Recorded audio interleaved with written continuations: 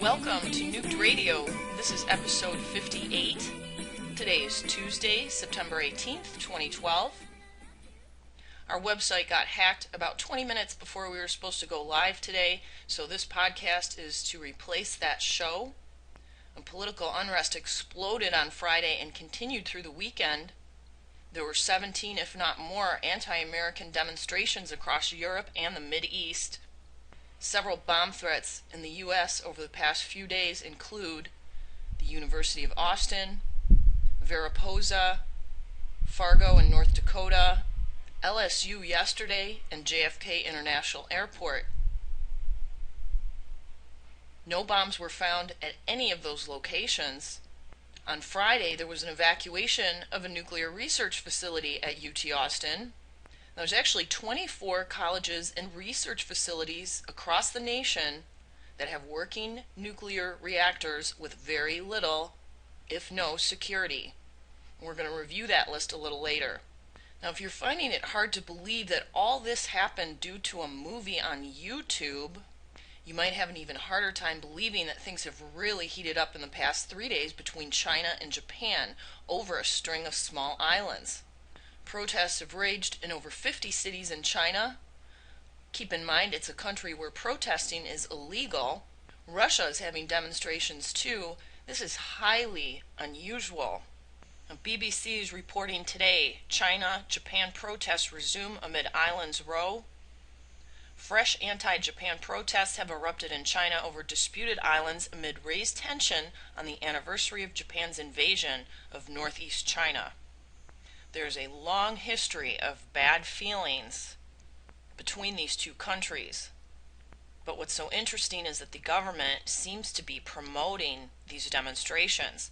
Thousands of protesters chanted slogans outside the Japanese embassy in Beijing as riot police lined the streets.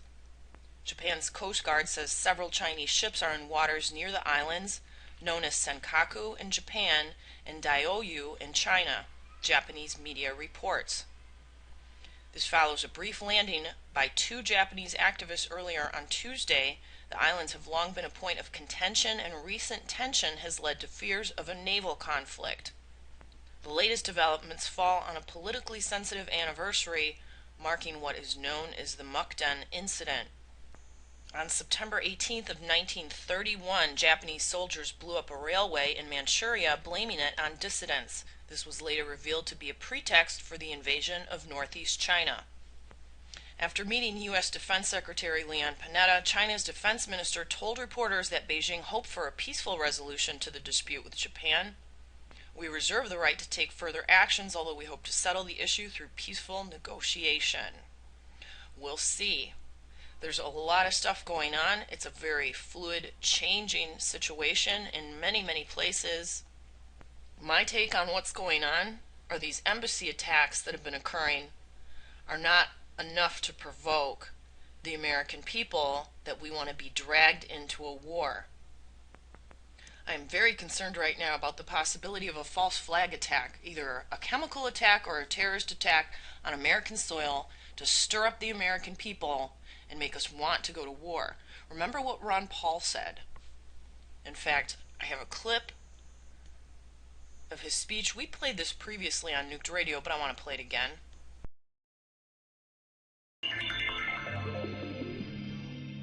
They do the same thing with foreign policy. They come along and they don't talk about non-intervention and minding our own business. They say, oh, you guys are a bunch of isolationists. You don't want to talk to anybody. But guess what? The very people who tell us that we're the isolationists are the ones who are always looking around for another enemy to slay and put on sanctions and start another war. They're the ones who don't want to trade with Cuba. We're the ones that think that it's time to engage in the world and to talk to people and trade with people. So they will try to paint us as uncaring. But let me tell you, people who care will care about liberty.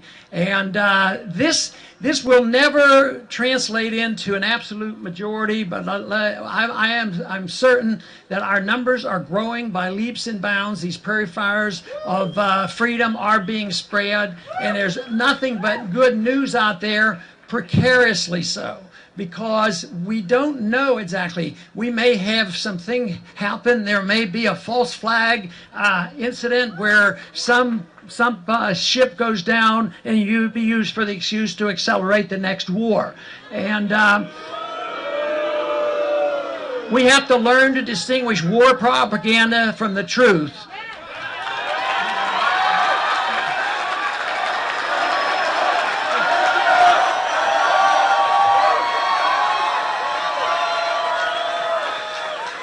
Dr. Paul, today's headline story on Infowars.com is about how the government is planning to secretly evacuate Chicago during the upcoming NATO summit in May. Do you have any comments about that? I haven't seen that, but I don't know exactly what's behind all that. But those kind of statements concern me. Could there be potentially another false flag event? I'm always worried about false flags. We got to get going, sir.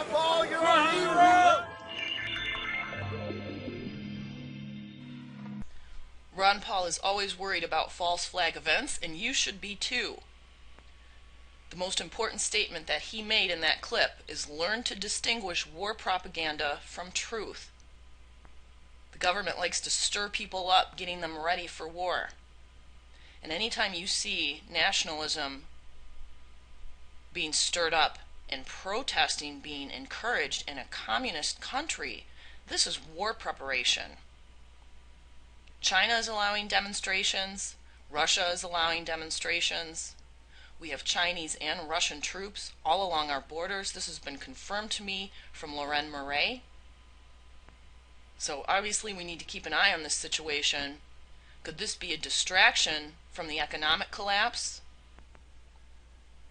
Now last week, Ben Bernanke is allowing a quantitative easing called QE4 ever to be implemented. This means unlimited printing of money, which tells me that they know the dollar has already collapsed. Get ready for prices to skyrocket. If you haven't gotten your preps in order, you should do so now before prices go up dramatically. Now another very concerning statement that came from a military insider, and this guy is well known, Dr. Steve Pisenik, who's a former U.S. Navy captain, the Deputy Assistant Secretary of State under Nixon, Ford, and Carter, a senior policy advisor under Henry Kissinger, Cyrus Vance, George Shultz, and James Baker, who continues to consult the Department of Defense. He received a Council on Foreign Relations Fellowship where he was recruited by Lawrence Eagleburger as Deputy Assistant Secretary of State for Management. In his position, he created the Office to Combat Terrorism. Dr. Pisenik is the author-creator of 26 New York Times bestsellers. He's far from anonymous. His experience is in the government and international crisis management, which were the basis of Tom Clancy's Jack Ryan and Richard Clarke in a few novels, and his website is stevepisenik.com. He also worked under Reagan and Bush Sr. This is what this gentleman said over the weekend on another network. He said Israel plans to attack Iran before the U.S. elections of November 6th, and that an attack on Iran will assuredly kick off World War III. Moreover, Pyzenik, a man whose career inspired the character of Jack Ryan in the Tom Clancy book series, says the October surprise will not take place in October. Instead, the big surprise will come earlier, in late September. He says the specific date of the strike on Iran is September 25th or 26th, which is Yom Kippur, the Jewish holiday, which commences in the year 2012 at sundown on the 25th and ends at nightfall the following day. This was from the stockmarketwatch.com. Now, closer to home, I've had a lot of emails about what is going on at the sinkhole in Louisiana. We didn't see a lot of news after Isaac moved through the area, although they did evacuate the site and they removed all the radiation and chemical monitors as well to protect them from the hurricane winds. So they put the site back together, started drilling again, and they had to stop because there's tremors in the area. Not good news for residents. There will be an emergency meeting on Thursday. If you want up-to-date information on what's going on with this sinkhole, you can get it either from WAFB, a Louisiana news station, or the Assumption Parish Police Jury website, which posts 3 or 4 times a day on what's going on there. Now, this was posted yesterday. Work at the site of a giant sinkhole in southeast Louisiana has once again come to a halt. This time the stoppage was caused by tremors in the area. This is not good news for residents near the sinkhole. The mini earthquakes that came ahead of the sinkhole in Assumption Parish are back. Meanwhile, back at the site, scientists have made another discovery that could keep residents out of their homes for an undetermined amount of time. There's gas being released from this well. Mud and water are being pushed to the surface. Workers had to plug the area that they were drilling with cement. Gas was detected in multiple locations. Now, for those of you who don't know what the sinkhole is, it rests over the top of a salt dome which is the size of a football stadium. Butane and radioactive materials have been stored in that salt dome and others near it. They're worried about an explosive event, and they were drilling in to find out what is the exact integrity of that salt dome. Bayou Corn residents in Assumption Parish will hold an emergency town hall meeting Thursday, September 20th at 6:30 p.m. at the St. Joseph the Worker Church Hall on the emergency situation status regarding the large sinkhole and unexplained natural gas venting. The residents have called the meeting out of an abundance of concern and caution for the lack of real-time information. Now, as of today, they're reporting that the sinkhole has increased in size 20 feet by 20 feet. And there's a great video from another lake where this occurred in Louisiana when a salt dome collapsed. I'll attach that to this podcast. Some other information that has come out, new footage. This was posted today at 11:14 a.m. Rumors of forced evacuations. Texas Brine reported a 20 by 20 growth of the sinkhole. In the video of the site at approximately 35 seconds, you can see this growth towards and into the pipeline. Morning update from the Assumption Parish Police Jury says, contrary to reports we've been questioned about from residents, the mandatory evacuation remains and a forced evacuation is not being called at this time. Conditions remain the same and have not changed to heighten the alert. However, should conditions change, this order could be changed at any time. CYA. Posted on Any News today, September 18th, Fukushima radioactive plume contaminated entire northern hemisphere during a relatively short period of time. Fukushima air mass hit California after 3/11 and went north to Oregon, Washington, and Canada. And I can attest that it went through the Midwest, as in those following weeks I was outside. We were being kicked out of our house and had to move suddenly. We were actually given 8 days notice and then told later after we moved the bank had made a mistake, but that's besides the point. I was outside during that time and I had a very strong metallic taste in my mouth, which I was acquainted with from some of the tests that I used to do when I worked in clinical research.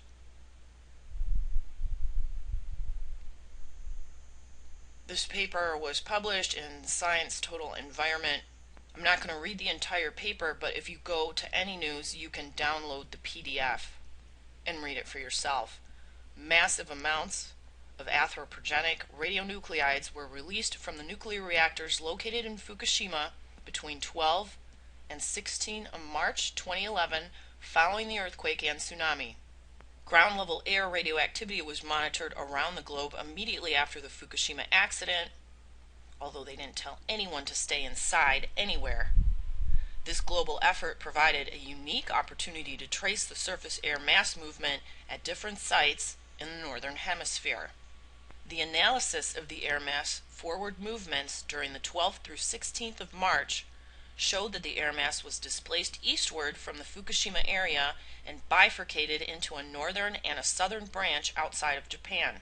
This eastward bifurcation of air masses is in agreement with a simulation of the potential dispersion of the radioactive cloud after the nuclear accident of Fukushima, which can be found at Weather Online website of the United Kingdom. The unique global coverage of fallout radiocesium released from the Fukushima Daiichi nuclear power plant, particularly a fresh injection of 134 cesium and 137 to the ground air, provided a rare opportunity to observe a complete, uninterrupted revolution of the mid-latitude surface westerlies of the Northern Hemisphere in late March of 2011. This revolution took less than 21 days. This work clearly demonstrates how little dissipation occurred during this time due to the nature of the rapid global air circulation system. That means that the rads stuck together in the air, and the Fukushima radioactive plume contaminated the entire Northern Hemisphere during a relatively short period of time. I encourage you to read this entire PDF. And I also want to remind you that the USGS has on its website a map with some green dots that show where radionuclides from Fukushima fell out and were measured in soil across the entire United States. Could this be why our plants are mutating now? We're going to be talking to some people about that this week. Speaking of cover-ups, The Hill published a story yesterday. Nuclear engineer accuses regulators of safety cover-up. An engineer with the Nuclear Regulatory Commission says the agency has withheld documents showing reactor sites downstream of dams are vulnerable to flooding and an elevated risk to the public's safety. Richard Perkins, an NRC reliability and risk engineer, was the lead author on a July 2011 NRC report detailing flood preparedness. He said the NRC blocked information from the public regarding the potential for upstream dam failures to damage nuclear sites. I'll read that again. He said the NRC blocked information from the public. Perkins, in a letter submitted Friday with the NRC Office of the Inspector General, said that the NRC intentionally mischaracterized relevant and noteworthy safety information as sensitive security information in an effort to conceal the information from the public. The Huffington Post first obtained the letter. He added that the NRC may be motivated to prevent the disclosure of the safety information because it will embarrass the agency. He claimed redacted documents in a response to a Freedom of Information Act request showed the NRC possessed relevant, notable, and derogatory safety information for an extended period, but failed to properly act on it. They are playing games with the health and welfare of the people that live around these plants. The report in question was completed 4 months after the earthquake and resultant tsunami caused the Fukushima Daiichi nuclear reactor in Japan to experience a meltdown. That should say meltdowns. The report concluded that failure of one or more dams upstream from a nuclear power plant may result in flood levels at a site that render essential safety systems inoperable. Think Fort Calhoun and Cooper Nuclear in Nebraska, which is still shut down. Now, another reason that they may not want to publish this, although we've been talking about it since January of 2006, are nuclear facilities targets for terrorism? Of course they are. Why wouldn't they be? Could terrorists target U.S. nuclear power plants? Yes. In his January of 2002 State of the Union speech, President Bush said that the U.S. forces found diagrams of American nuclear power plants and al-Qaeda materials in Afghanistan. Maybe it was next to the WMDs? An Al-Qaeda training manual lists nuclear plants as among the best targets for spreading fear in the United States and death. The government is taking the threat seriously. In February of 2002, the NRC issued an advisory to the nation's 103 nuclear power plants that terrorists might try to fly hijacked planes into some of them. And 8 governors have independently ordered the National Guard to protect nuclear reactors in their states. This article goes on to say that U.S. nuclear weapons sites are not very vulnerable, although the blood-throwing nun that happened in August, or I believe it was late July, might tell us otherwise.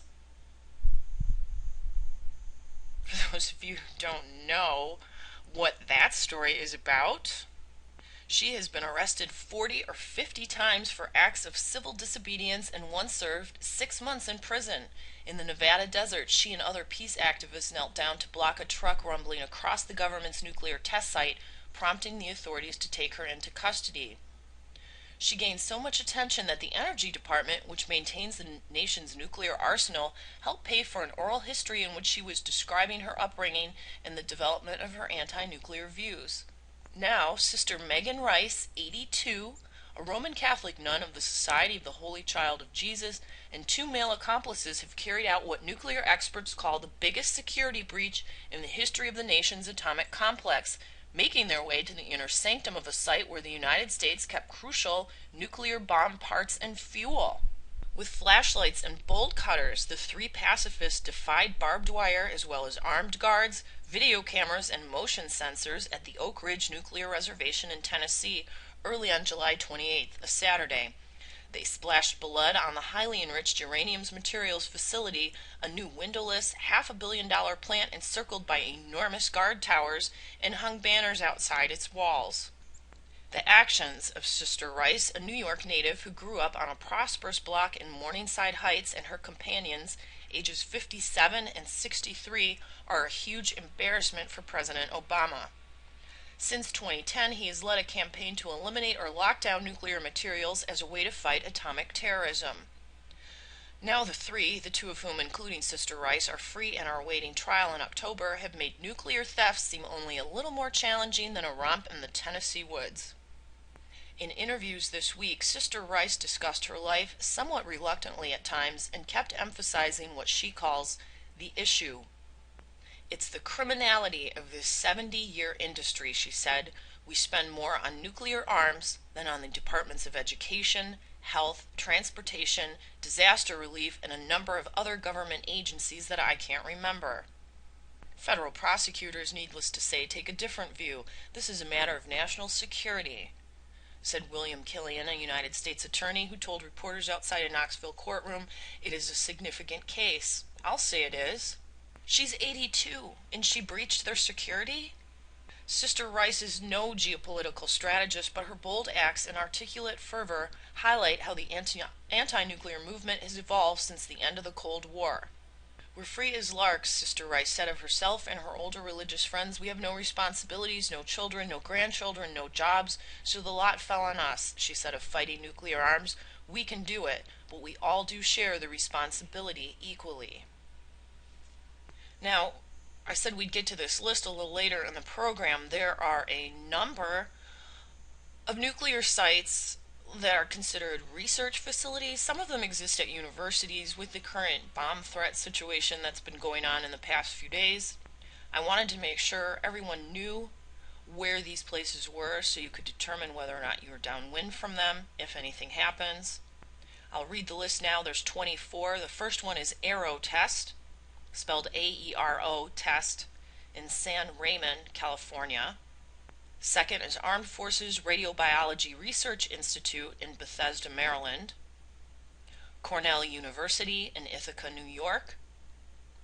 Dow Chemical Company in Midland, Michigan. General Electric Company in Pleasanton, California.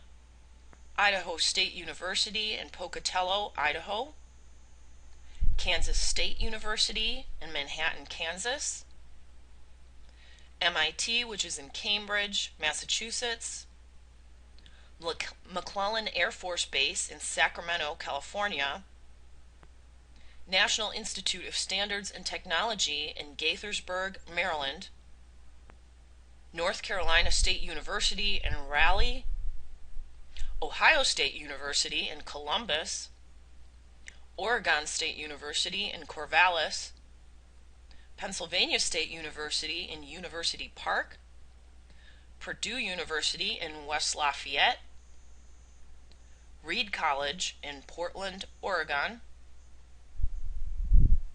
Rensselaer Polytechnic Institute in Troy, New York, Rhode Island Atomic Energy Commission in Narragansett, Rhode Island, Texas A&M at College Station, Texas, another at Texas A&M, two different types of reactors. The USGS has one in Denver, Colorado. That I never knew. University of Arizona in Tucson, University of California at Irvine, University of Florida at Gainesville, University of Lowell, University of Maryland in College Park, University of Michigan in Ann Arbor, University of Missouri in Rolla, University of Missouri in Columbia, University of New Mexico at Albuquerque, University of Texas at Austin, that's the one that had to be evacuated, University of Utah in Salt Lake City, University of Virginia in Charlottesville, University of Wisconsin in Madison, the Veterans Administration in Omaha, Nebraska. What did they need a nuclear reactor for? Washington State University at Pullman, and Worcester Polytechnic Institute in Worcester. These are in addition to the other lists that we have of all the reactors that are used for energy. And it's an extensive list. And just to remind you what downwinders are, although we are all downwind of Japan, downwinders refers to individuals and communities who are exposed to radioactive contamination or nuclear fallout from atmospheric or underground nuclear weapon testing and nuclear accidents. Currently, this article focuses on incidents in the United States or caused by its weapons testing. More generally, the term can also include those communities and individuals who are exposed to ionizing radiation and other emissions due to the regular production and maintenance of nuclear weapons, nuclear power, and nuclear waste. In regions near U.S. nuclear sites, downwinders may be exposed to releases of radioactive materials into the environment that contaminate their groundwater systems, food chains, and the air that they breathe. Some downwinders may have suffered acute exposure due to their involvement in uranium mining and nuclear experimentation. Several severe adverse health effects, such as an increased incidence of cancers, non-cancerous thyroid diseases, and congenital malformations, birth defects, have been observed in many and diverse downwind communities exposed to nuclear fallout and radioactive contamination. The impact of nuclear contamination on an individual is generally estimated as the result of the dose of radiation received and the duration of exposure, using the linear no-threshold model, or LNT. Sex, age, race, culture, occupation, class, location, and simultaneous exposure to additional environmental toxins, like core exit, are also significant but often overlooked factors that contribute to the health effects on a particular downwind community. Now, there was an attack at a nuclear site in Iran. And this was only posted yesterday, although it happened a couple weeks ago. This is from the Associated Press on September 17th. Iran's nuclear chief said Monday that terrorists and saboteurs might have infiltrated the Atomic Energy Agency in an effort to derail his nation's atomic program. In an unprecedentedly harsh attack on the integrity of the UN organization and its probe of allegations that Tehran is striving to make nuclear arms. Abbasi also rebuked that the United States, in comments to the AIE's 155-nation General Conference, blah, blah, blah. What actually happened here? Iran has often warned that any Israeli attack would trigger a devastating response, and on Monday, Abbasi suggested that such strikes would not succeed in slowing down his country's nuclear program. He said without elaboration that experts have devised certain ways through which nuclear facilities remain intact under missile attacks and raids. So there was an explosion underground that cut the power to this facility, but he's saying that there were backups. This was the first mention of a sabotage attack. The plant at Fordo, about 70 kilometers south of Tehran, is of particular concern to Israel because it is buried deep into a mountainside to protect it from attack. It is also being used to enrich uranium closer to the level needed for a nuclear warhead than what is used in power reactors. And you can see more of this article at myfoxdc.com. So yes, nuclear plants can be targets of terrorism. Sometimes even by 82-year-old nuns. So what can you do about this? Well, I wanted to make everybody aware. There's going to be an upcoming meeting for people who live in the San Diego area about San Onofre. That's October the 9th, and I'll post more info about it as we get closer to the date. But what we have coming up this week, and this was put together by Coalition Against Nukes, Rally for a Nuclear-Free Future in D.C., September 20th to 22nd.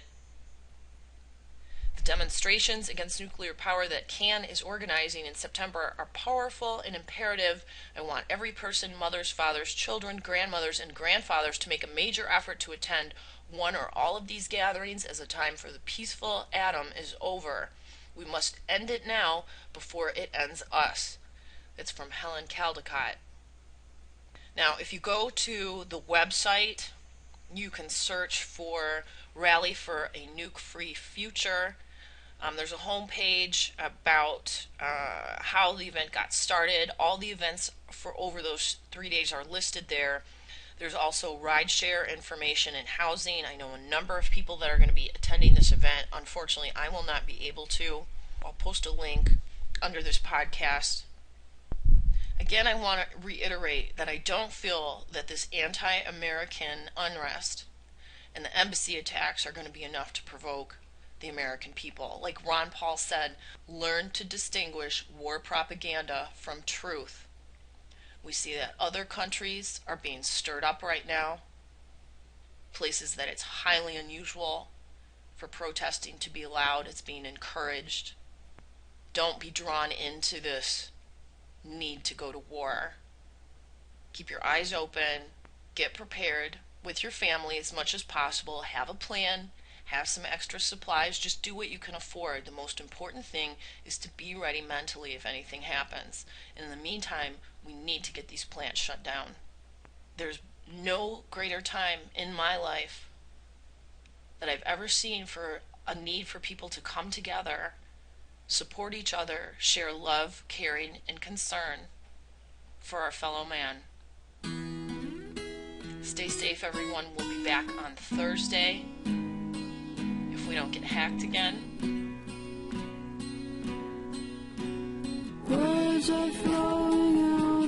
And feel free to post your opinion under this video. Stay safe. While they pass, they slip away across the universe. Pools of sorrow, waves of joy are drifting through my open mind, possessing and caressing me.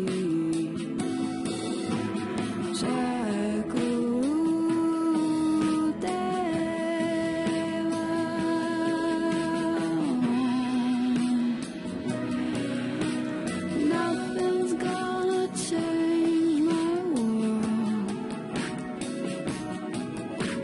Nothing's gonna change.